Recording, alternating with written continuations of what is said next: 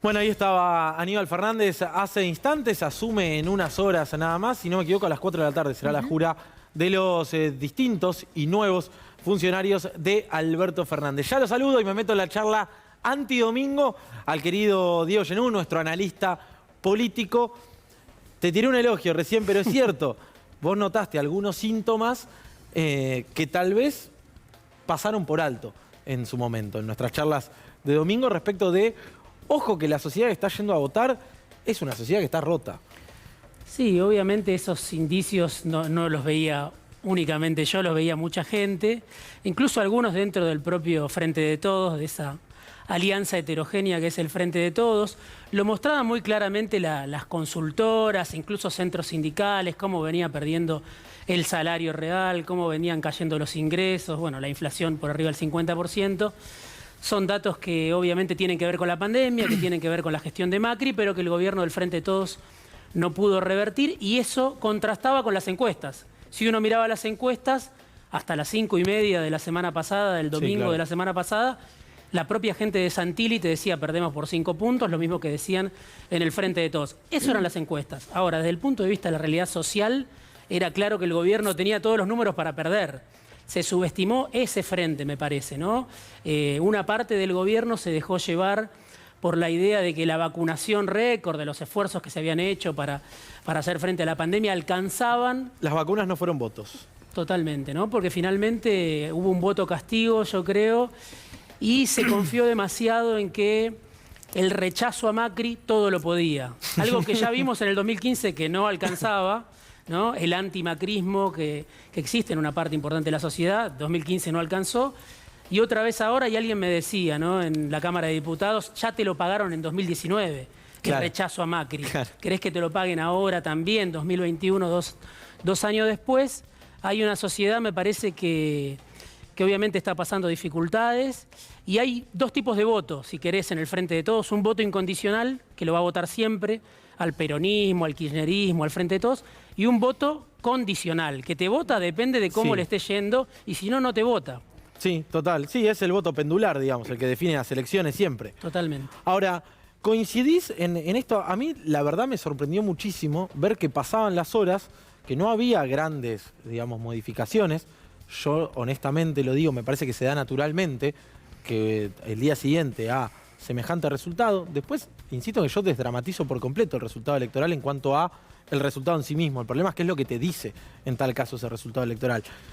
Pero me sorprendió escuchar a algunos funcionarios, a algunos representantes del Frente de Todos, decir, bueno, todos los que no fueron a votar, votaban al Frente de Todos. Como justificando por el lado del ausentismo que hubo gente que no quiso ir a votar para no castigar al Frente de Todos. Es cierto a medias, es cierto, pero no alcanza como argumento. Digo, realmente uno puede pensar que porque hubo un ausentismo grande y todos los que faltaban iban a votar al Frente de Todos. No, yo creo que no. Evidentemente el Frente de Todos perdió votos. Creo que perdió votos en la clase media y perdió votos en los sectores populares. Hay muchos que dicen, cuando uno habla con intendentes de la tercera sección electoral, el bastión siempre del cristinismo, dicen los nuestros no fueron a votar. Y otros te dicen no fueron a votar para no votar en contra. Es probable. Y al mismo tiempo hay una clase media, esa que vos decís que quizá va y viene, que decidió directamente no ir a votar, que votó otras opciones, que decidió no participar. En la provincia... Digo, no vaya a hacer cosa, aumente el presentismo en las elecciones de noviembre y el resultado sea parecido, ¿eh? Bueno, hay que verlo, ¿no? Hay que verlo, es un gran enigma porque tenés que pensar que la participación anduvo alrededor del 66% a nivel nacional, cuando habitualmente está en el 76, 75, 74.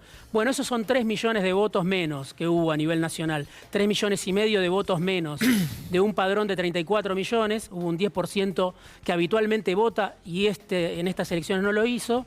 Tenés 3,5 millones de personas que cuando vayan a votar pueden torcer la elección para cualquier lado, depende cómo la hayan pasado, depende cuál es el criterio que tengan. Y te apunto algo más, en la provincia de Buenos Aires tuviste entre voto nulo y voto blanco 505.000 votos. Si esos votos nada más, voto nulo y voto en blanco, se hubieran inclinado por el Frente de Todos, le ganaban a Juntos en provincia de Buenos Aires el Frente de Todos. Y también hay una cuestión interesante para charlar, tiene que ver con el fenómeno Manes.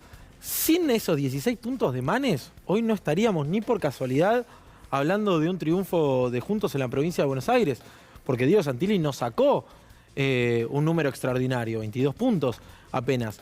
Y Facundo Manes le da casi involuntariamente, porque Larreta no quería, entiendo yo, esa interna, el triunfo a Juntos con esos 16 puntos que vienen en muy buena medida de la estructura radical del interior. Sí, un encuestador... Se dio cuenta el radicalismo que tenía toda una estructura partidaria y un despliegue interesante ahí. Un encuestador que se llama Pablo Romá, de la consultora Circuitos, él me marcaba algo, me decía, el voto de Manes es parecido al de Vidal. Quizá no lo interpela Santilli, quizá alguien que votó por Vidal en 2015 no votaba por Santilli. Y sin embargo puede llegar a votar por Manes. Bueno, evidentemente le sumó Manes a esa interna. Y ahí está la pregunta de por qué el Frente de Todos no habilitó las internas. Obviamente esto es con el diario del lunes. Con el diario del lunes. Pero eso se discutió, no es que no se discutió alto. En la cúpula, te diría, del Frente de Todos se evaluó la posibilidad de que hubiera una interna, un candidato o una candidata que enfrentara a Victoria Tolosa Paz en provincia de Buenos Aires. Se desechó, bueno, habrá que ver... Se hablaba de Sergio Berni, ¿no? De Puntualmente. Sergio Berni se habló mucho en su momento. Y yo creo que en todo el país lo podés replicar ese escenario. El Frente de Todos es una familia ensamblada, creo que lo hemos hablado en algún momento. Hay distintas tribus, hay distintas tradiciones, hay distintas trayectorias, distintos pensamientos. Y me parece que cuando habilitás una interna, permitís que todo eso respire, que todo eso que después se liberó una olla a presión, se liberó de mala manera, si querés, esta semana.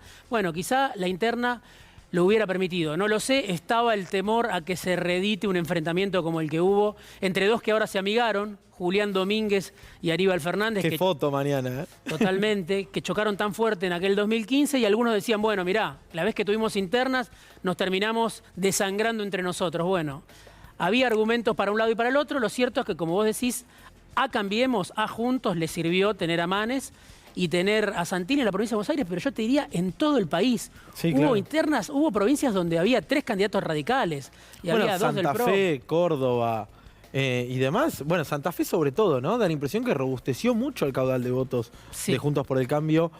Allí con 5 listas tenía. Sí. 3 principales, entiendo, y 2 que tal vez venían. Para eso están las detrás. PASO, dicen algunos, ¿no? Bueno, y a la vez un Juntos por el Cambio que siempre fue detractor de las PASO. Un gran... siempre las propuestas de Juntos por el Cambio venían por el lado de eliminemos las PASO. Cada vez que podías lo decía. Decían que era mucha plata, que se gastaba mucha plata, que hay que eliminarlas. Frigerio en algún momento también las quiso eliminar. Cuando estaban en el poder, ¿no? Quizá al oficialismo le cuesta más habilitar PASO siendo gobierno y a la oposición le permite potenciar su interna, ¿no? Eso también puede ser, es discutible. Que sirva más en la oposición que en el gobierno ir a las PASO. ¿Y esta semana? Bueno, ¿Qué me contás? Esta semana fue muy intensa, ¿no? Voy a empezar por quién crees que sale más fortalecido, si es que alguien sale fortalecido de todo esto. Yo creo que a un costo muy alto, porque evidentemente fue un costo muy alto la atención, la discusión pública del gobierno, después de una elección en la que para mí perdieron todos, algunos por ahí perdieron más que otros, pero yo te puedo decir que perdió Cristina en la elección, perdió Alberto, perdió Kicillof, perdió Massa, perdió Máximo, perdieron muchos gobernadores, o sea, todo el Frente de Todos perdió. No hay muchos que se hayan salvado de lo que algunos, la propia vicepresidenta, llamaron una catástrofe electoral. Ahora, ¿quién ganó ahora? Yo pienso que a un costo muy elevado, porque esto obviamente se podría haber evitado, el gobierno sale fortalecido, pero a un costo muy elevado. Sale fortalecido porque... ¿Qué es el gobierno? El gobierno... ¿En su conjunto? El gobierno para mí en su conjunto, sobre todo el presidente, para mí sale fortalecido en cuanto a los ministros que suma, que tienen experiencia ejecutiva, que tienen cada uno de ellos relaciones con actores de poder importantes. Julián Domínguez, Mansur, Aníbal Fernández. Cada uno de ellos podemos pasarle el escáner y decir con quién tiene relación, y tienen relación con sectores de poder. Te digo Julián Domínguez, digo el Papa Francisco, el mundo del agronegocio, que lo recibió como una buena noticia, el campo, como se le suele Hubo llamar. algunas entidades agropecuarias que salieron a tuitear ayer muy alegres por la designación de Julián Domínguez. Sin duda, porque él llegó como ministro después del conflicto por el campo, por la resolución 125, que tanta tensión generó, ¿no? Era Cobos el vicepresidente en ese momento, bueno, todo lo que recordamos de lo que representó ese conflicto tan prolongado, y Julián Domínguez llegó y desactivó por completo ese frente de conflicto que era el kirchnerismo en ese momento, con Cristina como presidente frente al campo que salía a las rutas. Bueno, lo desactivó, terminaron presentando un plan Argentina 2020 en Tecnópolis con la mesa de enlace. Son datos que se perdieron en la historia, pero en 2015 así terminó Julián Domínguez con la mesa de enlace en Tecnópolis. Bueno, hay sectores que esperan que eso desactive un poco ese frente de conflicto que ahora se activó con el cierre de exportaciones en las últimas semanas. Pero el costo fue muy alto, obviamente, de toda la discusión. No es para minimizar la discusión de esta semana, donde el presidente le cayó muy mal la renuncia de sus funcionarios, enterarse por los medios de que los funcionarios que respondían a Cristina le renunciaban. Bueno, Biondi el otro día se va y deja un comentario a periodistas acreditados donde dice: yo puse la renuncia a disposición indeclinable, en este caso, al presidente, y no se enteró a través de los medios de comunicación. Claro. Bueno, dejando está muy claro el caso del ministro Eduardo de Pedro, que fue uno de los que peor le cayó al presidente por la relación que tenían o que tienen, por ser su ministro político. Y podemos decir otros, digo, evidentemente yo creo en la conformación del Frente de Todos, si uno revisa y repasa. Bueno, hay una anomalía de origen. La vicepresidenta que tiene los votos, de su dedo surge un presidente que es Alberto Fernández. Y una vicepresidenta que dice: estoy perdiendo mi capital, que son claramente es el apoyo popular, digamos, lo que pone Cristina sobre la mesa cuando trae el asado. Y rememoro una anécdota de Pepe Rosenblatt, muy precisa, digamos, pone la carne, digamos, y de golpe ve que ese pedazo se va haciendo más chico y que la está viendo de afuera en algún punto, porque según ella dice, hubo 19 reuniones previas donde no logró corregir el rumbo en tal caso. Y ahí es donde se da la discusión de, bueno, pero la que designó Alberto Fernández sos vos. Por eso yo no termino de decir, acá está la razón, la verdad absoluta. No, hay razones de un lado y del otro. Sé que todos necesitan algo del otro.